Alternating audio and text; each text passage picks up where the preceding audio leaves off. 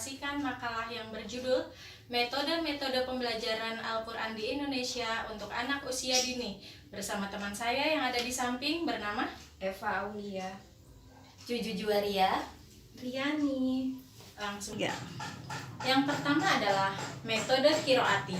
Metode kiroati adalah suatu model dalam pembelajaran Al-Quran yang secara langsung atau tanpa diejah dan menggunakan atau menerapkan pembiasaan membaca tartil sesuai dengan kaidah tajwid Zarkasi 1989. Ada prinsip-prinsip dasar pembelajaran metode kiroati. Yang pertama adalah praktis dan sederhana.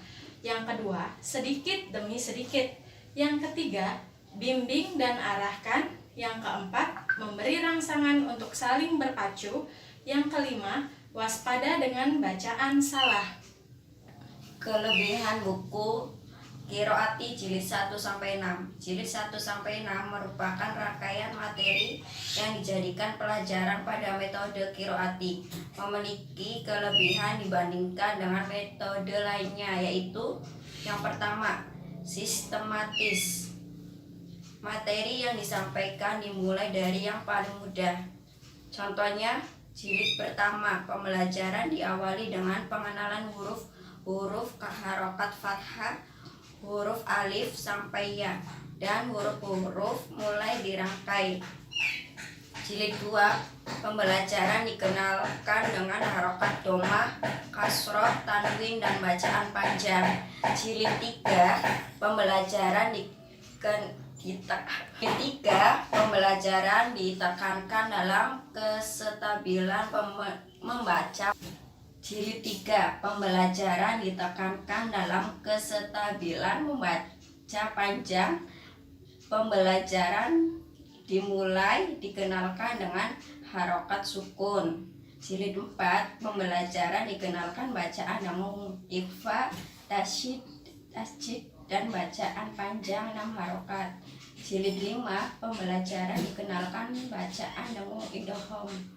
Jilid 6, pembelajaran dikenalkan bacaan jelas idhar. 2. Pemindahan halaman pada setiap jilid harus sesuai dengan amanah. Sekalipun satu kalimat salah belum dapat pindah halaman berikutnya. Yang ketiga, pembelajaran di kelas dilakukan selama 60 menit, yaitu 15 menit pertama klasikal, 30 menit individual, 15 menit kedua klasikal. Pembelajaran klasikal dalam metode kiroati dilakukan dengan cara pembelajaran dan pembelajar secara bersama-sama membaca alat peraga. Misalnya membaca tulisan di depan disertai ketukan secara bersama-sama. Dilanjutkan membaca doa-doa. Materi disesuaikan dengan jilid masing-masing. Pembelajaran individual dalam metode kiroati dilakukan dengan cara pembelajaran membaca materi di depan pembelajar. Buku kiroati jilid 1-6 banyaknya halaman disesuaikan dengan tingkat kemampuan dan hasil membaca di rumah deres. Cara ini dikenalkan juga dengan sistem sorogan. 2. Metode Iqro. Metode Iqro adalah metode pembelajaran membaca huruf-huruf hijaiyah dari permulaan dengan disertai aturan bacaan, tanpa makna, tanpa lagu, dengan tujuan agar pembelajaran dapat membaca Al-Quran sesuai dengan kaidahnya. Huruf-huruf hijaiyah yang dimaksud adalah huruf Arab dimulai dari alif lam sampai huruf ya yang berjumlah 30 huruf.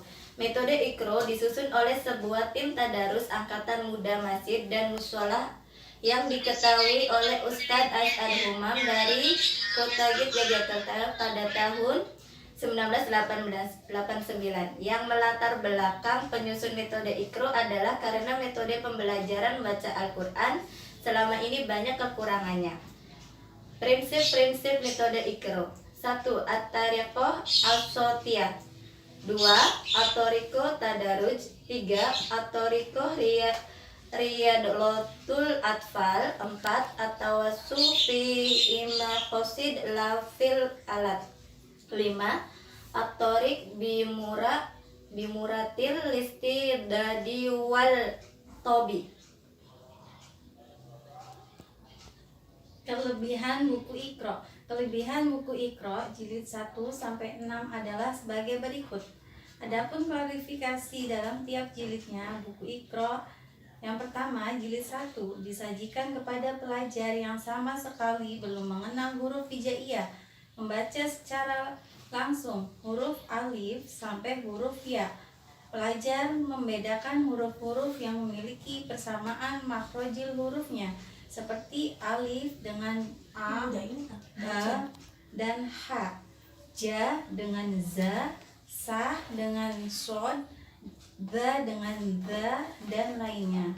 Jilid 2, pelajar mulai menyempurnakan bacaan. Pelajar bisa membaca huruf-huruf sambung, misalnya kalimat kajada.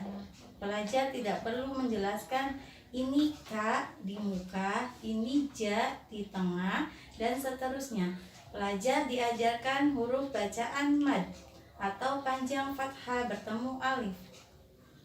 Jilid 3, pelajar sudah diperkenalkan harokat kasroh, domah, dan sukun dengan jumlah huruf dan setiap katanya lebih dari 3. Dan pelajar mulai diperkenalkan dengan bacaan mad atau panjang, kasroh bertemu dengan ya, sukun, dan doma bertemu dengan wawu sukun.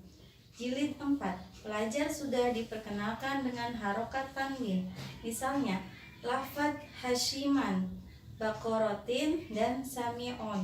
Pelajar sudah diperkenalkan dengan cara mengucapkan huruf-huruf qalqalah. Jilid 5, pelajar diperkenalkan bacaan alif lam qamariyah, tanda waqaf, mad far'i, alif lam samsiyah, lafaz jalalah, dan idgham. Jilid 6, pelajar tidak mengenal istilah-istilah dalam ilmu tajwid seperti ikhfa, idhar, iklab, dan lainnya.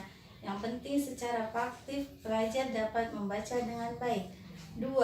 Adanya rambu-rambu penyajian materi pelajaran seperti bacalah langsung, a, ba, dan seterusnya, tidak perlu diurai atau dieja. Bacaan harus jelas beda, mana panjang, mana pendek. Keliru baca panjang pendek adalah kesalahan besar. 3. Sistem pembelajaran dengan metode Iqra diawali pembukaan 5 menit salam dan doa, klasikal 1-10 menit hafalan, privat 30 menit belajar Iqra, klasikal 2 10 menit bermain cerita dan menyanyi, penutup 5 menit doa dan salam. Pembelajaran metode Iqra dilangsungkan dengan cara privasi, pembelajaran individual. Pembelajaran mendengarkan satu persatu bacaan pelajar. Dengan demikian, apabila jumlah pelajar sangat banyak, maka pelajar yang lebih tinggi tingkatnya diperkenankan untuk membantu pelajar dengan menyimak bacaan pelajar lain. Pembelajaran dengan menggunakan metode Iqra dianjurkan pelan-pelan dengan bacaan terputus-putus pada setiap hurufnya. Ada penekanan dan membaca setiap hurufnya agar lebih fasih. Humam 2000. Cara membaca dapat dilakukan dengan cara kelompok agar lebih semarak dan dapat menumbuhkan semangat bagi pelajar. Sekian presentasi dari kami, kurang lebihnya mohon maaf. Wabillahi